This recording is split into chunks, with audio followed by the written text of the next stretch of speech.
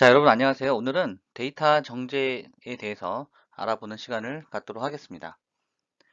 자, 보통 이제 데이터 관련돼서 정제라고 한다는 것은 데이터가 어떤 이제 불순도가 높거나 또는 데이터가 어, 그 정확하지 않았기 때문에 그런 데이터들의 각종 뭐 결측치나 이상치 이런 것들을 이제 처리하는 걸 말하고요.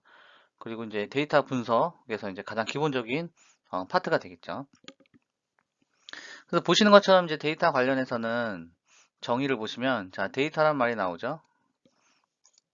지금 데이터란 말이 나오고 자 말 그대로 우리가 알고 있는 데이터입니다. 자 단위 관찰되는 항목 또는 대상을 지칭하는데 이 단위는 나중에 우리가 이제 스케일링의 대상이 되는 거예요. 단위를 통합을 시켜줘야 되거든요. 자 관측값은 오브저베이션 이제 주로 우리가 관심 있게 봐야 될 데이터를 얘기하는 거죠. 주로 이제 퓨처가 되겠죠. 자 그리고 변수 그리고 원자료라는 이런 관련된 정의가 있습니다. 자, 그 데이터의 종류는요. 단별량 자료, 다별량 자료, 질적 자료가 있는데요. 주로 이제 시험에 많이 나오는 게 다별량 자료입니다. 자, 단별량 자료는 말 그대로 자료의 특성을 대표하는 특성 변수가 하나예요. 하나인 게 바로 단별량 자료고, 자, 다별량 자료 같은 경우에는 특성 변수가 두 가지 이상이 자료라는 거죠. 그러니까 보통 이제 우리가 이제 다별량이죠. 단별량 같은 경우는 특성 변수가 하나이기 때문에 뭐 이런 것들은 예를 들어서 뭐 키와 그리고 몸무게와의 관계 뭐 이런 식이겠죠. 근데 여기서 예를 들어서 뭐 얘는 키가 되고 몸무게가 되고 그리고 뭐 예를 들어서 뭐 성별이 되고 이런 거에 따른 뭐 학급 석차의 차이를 보겠다. 이런 게 이제 다별량 자료죠. 자, 질적 자료 같은 경우는 뭐 정성적 또는 범주형 자료라고 하는데, 자, 범주형은 뭐라고 해요? 뭐죠? 범주형은 카테고리라고 해서 우리가 이제 뭐 어떤 그 나눌 수 있는 그러니까 범주형의 반대는 연속형이잖아요. 그 연속형이 아니라 나눠지는 데이터를 우리는 이제 범주형 자료라고 합니다. 그래서 부여된 수치의 크기 자체에 의미를 부여하지 않는 자료라고 했어요. 자, 그래서 뭐 질적 자료에는 명목 자료와 서열 자료가 있고요. 자, 명목 자료 같은 경우에는 어, 수치 또는 기호로 분류되는 자 그래서 전화번호상의 국번 자 그리고 서열 자료 같은 경우는 저 크기의 순서가 있다는 거죠. 그래서 이런 연산자 같은 거 이런 것들을 얘기하고 있습니다. 자 그리고 이제 수치 자료가 나오는데요. 자 이 수치 자료 같은 경우에는 뭐 정량적 또는 연속형 자료라고 하는데 숫자의 크기에 의미를 부여할 수 있는 자료를 나타내는 구간 자료라고 합니다. 그래서 비율 자료가 여기에 속한다는 거죠. 그래서 수치 자료에는 구간 자료와 비율 자료가 나눌 수 있고요. 자, 말 그대로 명목 자료, 서열 자료의 의미를 포함하는 거. 그리고 비율 자료는 명목 자료, 서열 자료, 구간 자료의 의미를 다 가진 자료라고 했습니다. 자, 많이 헷갈리는데 각각의 이제 특성만 알고 계시면 돼요. 자, 시계열. 자, 여기서 시계열과 횡적 자료. 여기서 이제 시계열이 가장 중요합니다. 자, 시계열 같은 경우에는 타임 시리즈 데이터로 해서 보통 이제 우리가 그래프상에서 X축이 주로 이제 타임이 되는 거고요. 그리고 Y축은 이제 밸류가 되는 게 바로 시계열 자료라고 합니다. 자, 횡적 자료는 특정 단일 시점에서 여러 대상에 수집된 자료이다. 특정 단일 시점에서 수집된 자료. 그래서 한 개의 시점에서 여러 대상을 여기 이제 횡적 자료 하고요. 자, 종적 자료는 시계열 자료와 횡적 자료의 결합. 이제 두 개를 이제 플러스한 게 바로 종적 자료가 된다는 거죠. 자, 그래서 데이터의 종류 같은 경우는 앞의 내용에서 변수의 집합인 자료 종류하고 그 특성을 동일하게 가져가기 때문에 데이터의 종류에 따라서 적용 방법론이 다양하게 변화할 수 있다는 거죠. 자, 데이터를 정제한다는 것은 어, 분석에 필요한 데이터를 추출하고 통합하는 과정이 됐습니다. 자, 추출하고 통합하기 때문에 불필요한 데이터는 이제 제거가 되는 거겠죠. 자, 데이터 정제를 왜 하냐?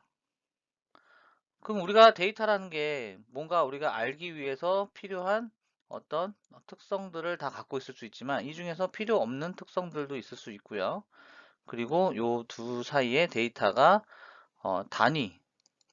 단위가 달라서 얘는 굉장히 큰 값, 뭐 100단위, 얘는 뭐 0.1단위 이런 거면 당연히 이제 얘가 더 중요하다고 판단을 하겠죠.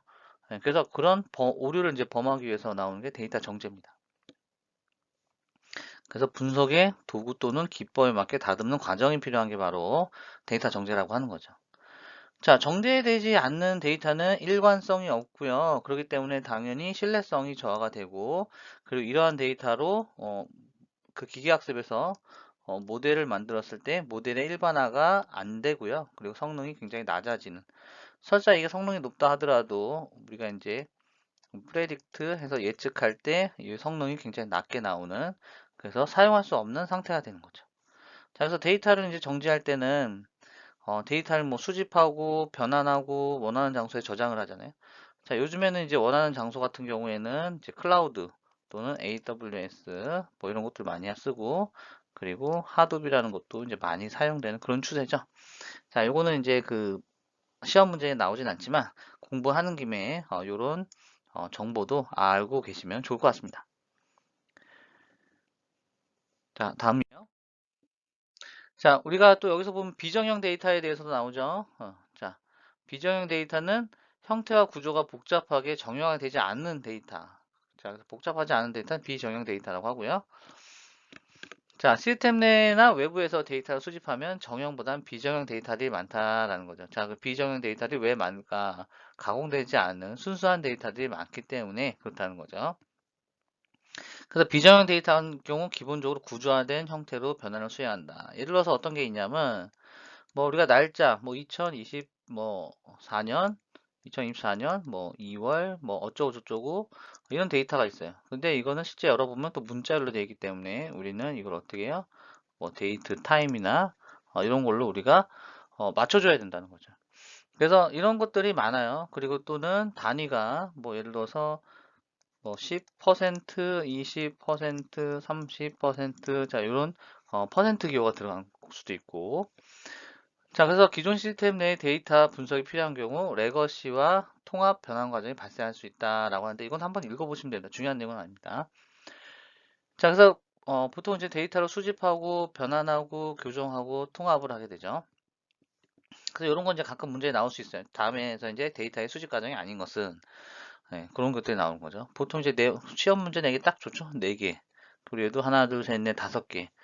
그죠? 이런 거, 이런 개수. 그래서 얘는 이제 단답식으로 나오긴 조금 힘들죠. 개수가 2개밖에 없으니까. 그래서 이런 거 보면은 이제 데이터의 수집. 자, 그래서 쉽게 생각하면 상식적으로 생각하시면 됩니다. 데이터를 수집할 때, 자, 우리가 데이터를 수집할 때는 그러면 뭐 어떻게 수집해야 되겠어요? 뭐 여러 가지 방법을 수집하겠죠. 자, 그리고 전처리를 포함하고 있고, 자, 데이터를 변환할 때는 분석 가공한 형태로 변환하는데 보통 뭐 ETL, 일반화, 정규화, 평화화 이렇게 표현하고 있습니다. 자, 일반화하고 정규화, 평화화 대부분 그 스케일링이라고 하는 거고요. 데이터를 이제 표준화 시키는 거죠. 자, 교정이라고 하는 거는 우리가 이제 교정하면 뭐예요? 뭔가 이제 그 잘못된 걸 바로 잡는다 그래서 교정이라고 하잖아요. 자, 말 그대로 이제 결측치를 처리한다거나 이상치를 처리, 노이즈 처리, 뭐 비정 데이터 수집시 뭐 필수사항이라고 하는데, 자, 그래서 결측치라고 하는 거는 데이터가 이렇게 잘 들어있다가 여기 뻥 뚫려 있어요. 들어있고, 자, 이런 건 이제 결측치. 자, 이상치 같은 경우에는 데이터가 10, 20, 30, 뭐 20, 10 누가 봐도 이런 단위인데 갑자기 뭐 1.5 그리고 뭐 2500. 자, 이렇게 갑자기 팍팍 튀는 데이터들 있죠? 이런 것들을 이제 이상치라고 하는 거죠. 자, 노이즈 같은 경우에는 우리가 이제 보통 이미지나 뭐 신호 같은 처리에서 나오는 게 이제 노이즈죠. 자, 통합 한번 읽어보시면 되고요. 자, 집계하고 일반화하고 정규화, 평화화. 자, 그래서 가끔 이제 평화화에 대해서 뭐 시험 문제 나오기도 하는데 사실 평화화보다는 정규화나 일반화가 되게 중요한 개념이거든요. 실제 실무에서도 가장 중요한 내용이고. 자, 그래서 그런데 이런 거는 이제 시험 때문에 나오는 거죠. 그래서 집계는 우리가 이제 상식적으로 봐도 아는 내용들이고, 그러면 일반화, 뭔가, 자, 일반화 시킨다는 건 뭐예요? 자, 그럼 일반화하고 정규화하고 거의 내용이 비슷하고 목적이 비슷하지만 약간 용어나 이런 거 다르기 때문에 두 개. 그래서 일반화, 정규화, 평화화에 대해서 우리가 용어 정리를 좀 하고 넘어가면 되겠죠. 자, 일반화 같은 경우에는 일반적인 특성이나 패턴을 추출하자. 패턴 나오면 일반화예요. 패턴 나오면. 그죠? 자, 그리고 표준화 나온다. 그리고 특히 뭐 Z 스코어 나오면 이거 정규화입니다. 자, 민맥스, Z 스코어 이거 다 정규화예요. 자, 일반화는 패턴 찾는 게 일반화는 거죠. 그래서 사실은 이제 모델 개발할 때 제일 많이 쓰는 게 바로 요 정규화죠. 자, 평화라는 뭐냐면 뭐 데이터의 변동 어쩌고저쩌고 하는데 주로 이제 그 시험 문제 나왔을 때는 이런 의미보다는 평화라에 해당하는 기법을 이동평균법, 지수평활법, 그리고 이런 필터링 방법. 그래서 그런 요 방법을 통해서 내용을 파악하시는 게 훨씬 중요하겠습니다. 자, 데이터를 전 처리하고 후 처리하는데 사실은 후 처리는 거의 이루어지지 않죠. 전 처리가 이제 가장 많이 중요한 거고. 그래서 하지만 그 내용만 한 번만 쭉 읽어보시면 되고요. 사실 여러분이 주목해야 될 건 전 처리입니다. 프리 프로세싱. 그래서 전 처리에도 이제 여러 가지 방법이 있는 거예요. 자, 이게 바로 결집값 처리하는 게 전 처리라는 거죠. 자, 데이터 분석에서 결측키는 데이터가 없음을 유의하는 거죠. 자, 결측치를 임의로 제거한다, 임의로 대처한다. 자, 임의로 제거해요. 예를 들어서 데이터가 100개인데 결측치의 데이터가 한 40개가 있다. 그럼 이거 임의로 제거하면 우리는 60개밖에 못 쓰는 거잖아요. 그죠? 그래서 어, 자, 임의로 제거하면 분석에 필요한 어떤 유의 수준에 도달할 수 없다는 거. 왜? 데이터가 적으니까.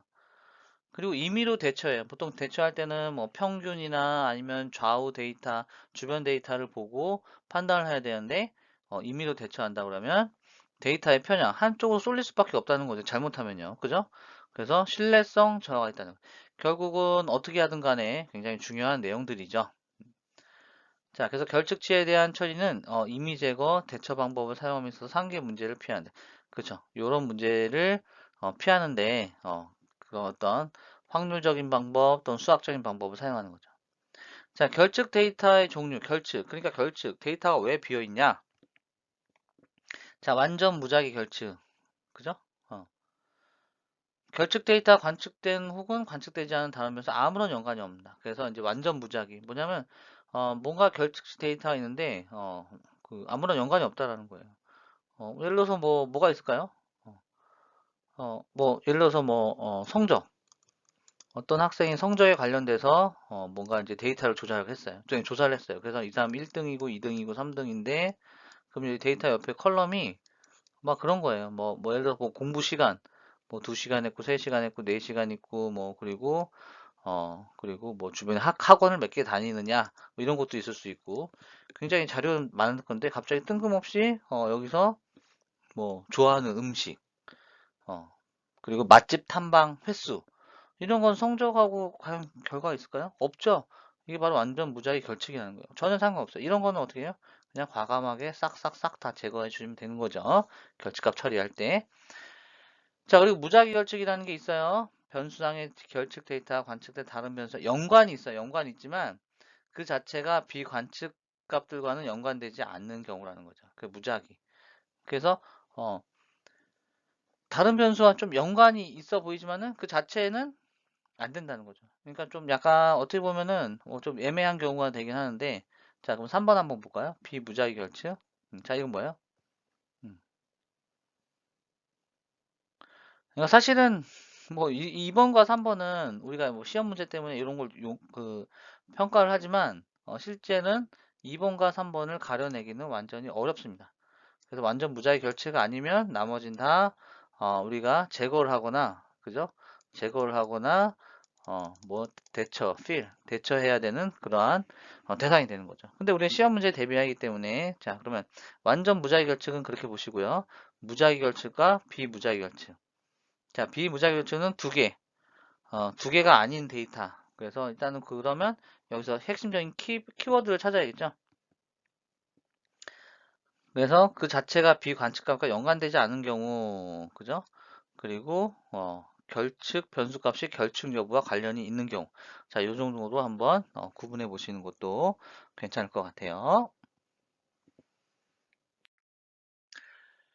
자, 그리고 결측값의 유형. 음, 결측값 유형하고 그리고 이렇게 얘를 이제 어떻게 분석하고 대체할 것이냐 보시는데 당연히 이제 결측 처리할 때는 실제 데이터에서 결측치가 어떤 유형을 분류되는지 분석하고 이런 방법 필요하겠죠. 그래서 완전 무작위 결측하에 처리한다는 거죠. 일반적으로. 그죠? 즉 불안정한 자료는 무시하고 당연한 말입니다. 그리고 완전히 관측된 자료만 표준적으로 분석을 시행한다고 했습니다. 자, 그래서 효율성과 복잡성, 편향 문제를 보셔야 된다는 거죠. 자, 그래서 단순 대치법과 당연히 다중 대치법이 있는데요. 자, 단순 대치법이라고 하는 거는 뭐 MCAR 또는 MAR로 판단하고 처리한다고 했죠. 그래서 단순하게 대치한다. 말 그대로 심플하게 임플리테이션 한다는 건데요. 자, 완전 분석. 자, 그러니까 데이터를 그 대처를 할 때는 완전 분석은 불완전한 자료를 완전하게 무시한다. 그러니까 불완전한 자료를 완전히 제거한 상태에서 한다는 거죠. 자, 그래서 평균 대치법은 평균이잖아요. 그래서 예를 들어서 어떤 컬럼들이 이렇게 있을 때 이 전체의 평균을 가지고 나머지 이렇게 비어 있는 곳에 이 전체의 평균으로 그죠? 전체의 평균으로 이 값들을 채운다는 거죠. 그게 바로 평균 대체법이 되겠습니다.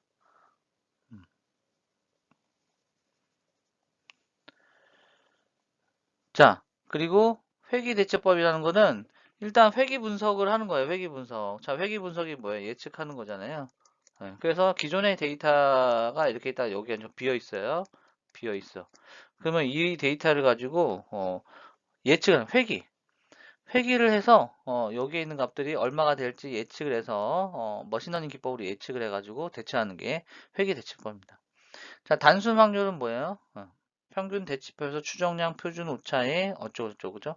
핫 데크 방법이라고 했는데 얘는 뭐냐면 무작위로 그냥 대처하는 거예요. 무작위로. 자, 최근법 대치표는 그 예를 들어서 데이터가 있으면 예를 들어서 얘가 비어 있지만 그 이전 상태하고 굉장히 유사성을 가지는 그런 데이터의 특징이 있을 수 있잖아요. 예를 들어서 날짜가 예를 들어서 뭐 10일, 11일 그리고 13일, 14일 왔다. 그럼 뭐 누가 봐도 12일이 될 확률이 높겠죠? 네, 그래서 최근 대치법은 전체 표준을 몇 개의 대치군을 분류해서 정리한 다음에 이전의 응답 값을 그러니까 관련 있는 걸로 대처한다는 거죠. 자, 다중대처법이라고 하는 거는 단순 대치법을 복수로 시행해서 통계적 효율 및 일치성 문제를 보완하기 위해 만들어진 방법이다. 자, 다중대치법. 자, 다시 한번 보세요. 결측값 유형을 분석하고 대처하는 데는 첫 번째, 단순과 다중이 있고, 단순 안에는 완전, 평균, 회귀, 단술, 최근점. 자, 단순하게 이렇게 값을 구해서 대체할 수 있다는 거지만, 다중 같은 경우에는 뭔가 복수계라는 얘기가 나옵니다. 그럼 다중입니다. 다중. 뭔가 대처할 때 복수계가 나오면 다중이에요. 그죠? 자, 그래서 이 다중도 보시면 어, 2단계, 3단계 이렇게 단계적으로 분석할 수 있다는 거죠. 그래서 분석 단계, 결합 단계. 자, 그래서 복수계의 데이터셋에 대한 분석. 그냥 분석 단계는 당연한 거죠. 자, 결합은 통계적 결합. 뭐 결합 나오면 결합인 거죠. 자, 그리고 데이터 이상값 처리는 어떻게 하냐면 이상치라는 걸 이제 벌써 파악을 해서 데이터의 전처리 과정에서 발생 가능한 문제라고 했죠. 그래서 정상의 범주에서 벗어난 값. 그래서 이상치라는 거는 보통 이제 우리가 나중에 이제 상자 그림 같은 거를 많이 사용하게 되는데 데이터가 주로 이제 여기에 이제 분포하게 돼요. 대부분 이제 50%가 이쪽 구간이고 그리고 이제 뭐 이거 뭐 분위 1q 뭐 2q 3q 4q 이렇게 이런 식으로 처리를 하는데 가끔 데이터가 막 이런 쪽에 분포하거나 이런 쪽에 그럼 어떤 이제 데이터의 특성상 어떤 범위를 벗어난 부분이라는 거죠. 이상치. 아까 제가 말씀드렸듯이 떤 학교에 키에 관련돼서 처리를 하는데 뭐 195cm, 뭐 180, 뭐 키 165, 뭐 160, 뭐 대부분 어느 정도 구간이 있잖아요. 우리가 상상하는 예측하는. 근데 갑자기 53cm, 그죠? 아니면 그러니까 뭔가 누가 실수한 거죠. 165를 공을 하나 더 붙였다던가 아니면 잘못해서 소수점 했다던가 요런 게 이제 범위를 벗어난 게 이상치입니다.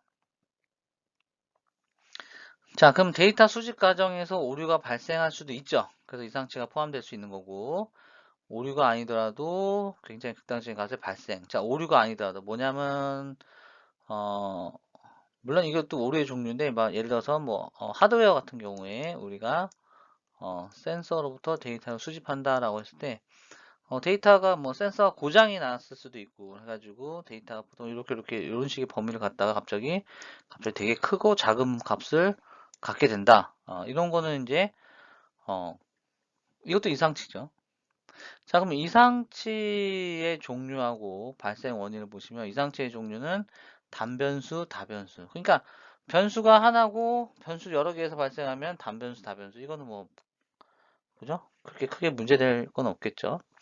자, 그리고 이상치 발생 원인이라고 하면은 비자연적 이상치 발생, 뭐 그냥 입력 실수. 그죠? 사람이 됐든 기가 됐든, 그죠? 측정 오류라는 거죠. 측정. 대부분 이제 고장인 거죠. 그 실험 오류. 다 오류에서 발생하는 거죠. 실수나 오류. 자, 의도적인 건 뭐냐면, 이거 뭐냐면, 심리적으로, 누가 이제 조사할 때, 조사할 때 이제, 여러분 그런 경험 있을 수 있을 거 아니에요. 음, 뭐, 키를 조사하는데, 난 예를 들어서 뭐, 68cm 정도 된다고 치는데 주변에 요즘 다른 분들이 막 175 정도 되는 것 같다가 좀 부끄러워서 그냥 뭐 응답할 때 188이라고 그러면 이런 거는 사실 어, 잘못된다고 볼 수 없죠. 볼 수가 없어요. 데이터를 전체적으로 봤을 때는 얘가 이상치인지 모르지만 그러니까 누군가가 의도적으로 뭐 좀 그렇게 할 수 있다는 거죠. 그리고 자료 처리 오류는 데이터를 프로세싱, 처리하는 도중에 잘못한다는 거죠. 그러니까 대부분 다 오류예요, 오류. 그러니까 이상치는 뭐예요? 전부 다 오류예요, 오류. 오류. 에러를 얘기하는 거죠, 이상치는. 네, 요걸 바로 이상치라고 합니다. 그럼 이상치가 문제점이 되는 거는 자, 이상치가 왜 문제점이 되는지 한번 얘기를 해볼게요. 자, 여기 볼게요. 1, 2, 3, 4, 5. 자, 그러면 자, 누가 봐도 여기서 평균은 뭐예요? 3이죠. 그죠? 평균은 3이에요. 그리고 여러분 중위수라는 개념 아실지 모르겠는데 자, 중위수는 데이터 이제 분포의 가운데 3을 얘기한단 말이에요. 3. 자, 그런데 50이 아니다. 이거 500이면 여러분 이거 평균 3이라고 얘기할 수 있어요? 아니죠. 데이터가 훨씬 더 커지죠. 자, 그러니까 당연히 신뢰도가 저하된다는 거예요. 누가 보더라도 이런 데이터에서 예를 들어서 이제 평균과 중위수가 거의 차이가 안 나는 그런 집단이 있다고 했을 때 잘못 기입된 오류로 인해서 갑자기 이렇게 튀는 데이터 또는 마이너스 0.001 이런 데이터가 있다라고 하면 우리가 통계적으로 평균을 내도 문제가 생기고요. 그죠? 이거 평균을 내도 뭐 표준 편차를 구하려고 해도 그리고 뭐 분산을 구하든 뭐 뭐를 하든 간에 그죠? 뭐를 하든 간에 수학적으로 계산을 했을 때 이러한 값들로 인해서 전체 데이터의 어떤 성질, 특성을 해치게 되죠. 그죠? 중앙값은 그죠? 중앙값은 그냥 가운데니까. 그죠? 당연히 기초 통계, 그러니까 통계가 됐든 뭐가 됐든 수학이 됐든 여러분 지금 딱 제가 얘기하는 거 보시면 느낌이 오시죠? 그래서 문제가 많다라는 거예요. 자, 그리고 그런데 이상치를 우리가 알아내야 되잖아요. 탐지를 해야 되잖아요. 뭐가 이상치냐? 우리가 이상치를 알아야 걔를 제거하든, 뭐를 하든지 알아야 되니까 데이터 분석을 할 때. 자, 그럼 이상치를 탐색을 할 때는 종속 변수가 단별량인지 다별량인지 데이터의 분포를 고려해서 모수적 또는 비모수적인지에 따라서 다양한 방법. 그러니까 이상치는 그러니까 데이터의 어떤 그 통계적인 그죠? 통계적인 오류를 발생할 수 있는 애들이기 때문에 통계와 관련된 이런 인자에는 다 영향을 미치는 거죠. 그래서 시각화를 통해서 자 별량이 두 개 상자 그림 이런 식으로 나온단 말이에요. 상자 그림. 그래서 보통은 1Q, 2Q, 3Q 이런 식으로 그래서 여기가 뭐 그 1사분위, 2사분위, 3사분위 그다음에 뭐 4사분위 해가지고 그리고 최대하고 최소 그랬을 때 이상치 이걸 이제 시각화를 하면 금방 볼 수 있다는 거예요. 그래서 이제 박스 플롯이라고 하고 그래서 요 최대값과 최소값을 넘어가는 값들이 있으면 이렇게 동글동글하게 표시하는데 이런 것들이 이상치가 존재한다는 거죠. 자, 그래서 여기 보면 상자 그림과 이상치 판단하면 자료를 오름차수 정렬하고 중앙값을 구한 다음에 자료에서 짝수의 경우 중앙값 평균이고 4분위수 구하고 자, 근데 요거는 지금 수학적으로 우리가 이제 계산을 통해서 한 거지만 자, 요걸 이제 시각화를 하면 네, 훨씬 깔끔하게 표현할 수가 있다는 거죠.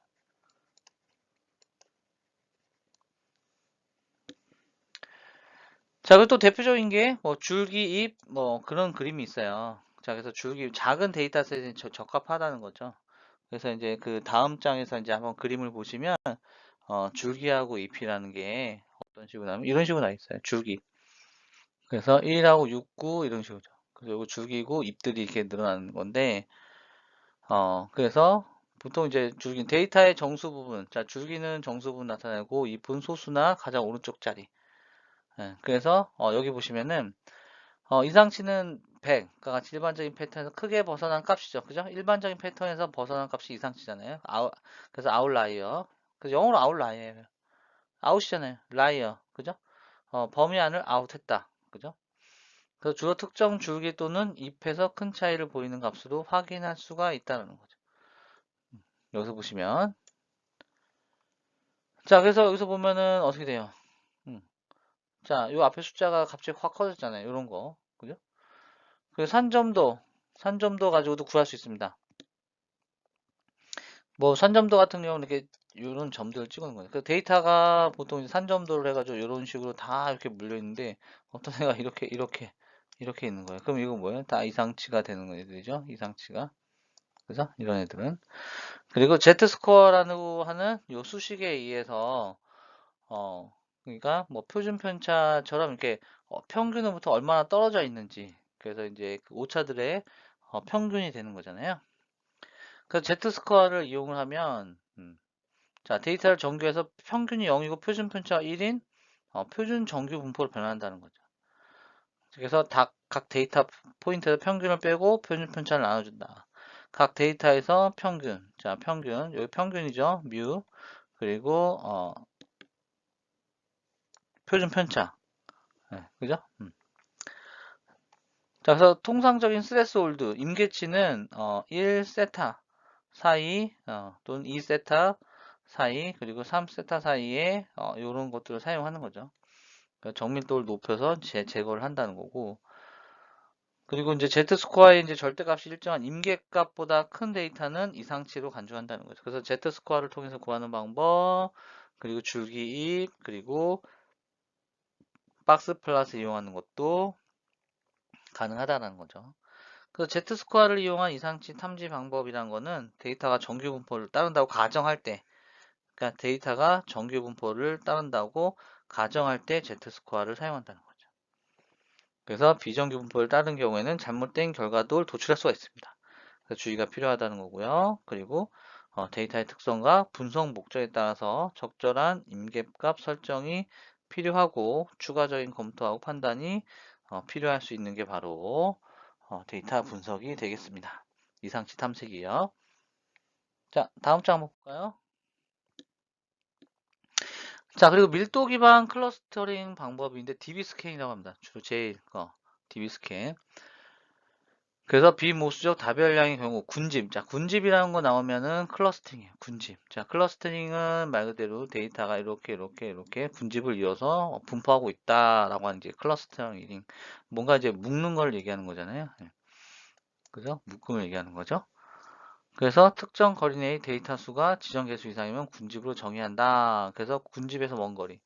그래서 이제 군집으로 이렇게 정의를 했어요. 근데 이 군집에서 멀리 떨어진 애들은 밀도 기반 클러스팅 DB 스캔으로 할 수 있고, 그 아이솔레이트 포레스트 고립 의사나무 방법이라고 해서 이게 머신러닝 기법이죠.